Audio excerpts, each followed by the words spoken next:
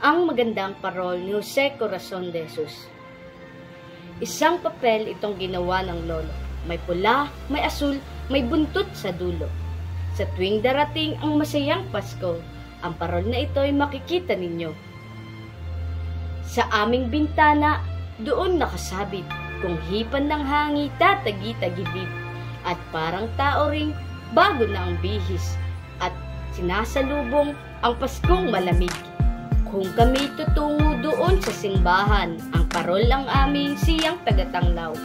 At kung gabi namang malabo ang buwan, sa tapat ng parol doon ang laruan. Kung aking hudyatin tanang kalaguyo, mga kapwa bata ng pahad kong kuro, ang aming hudyatan ay mapaghuhulo, sa tapat ng lolo tayo maglalaro. Kaya nang mamatay ang lolo kong yaon, sa bawat paghihip ng amihang simoy, iyong nakasabit na naiwang parol na riyan ang diwa noong aming ingkong. Nasa kanyang kulay ang magandang masa, nasa kanyang ilaw ang dakilang diwa, parang sinasabi ng isang matanda, kung wala man ako'y tanglawan ang bata.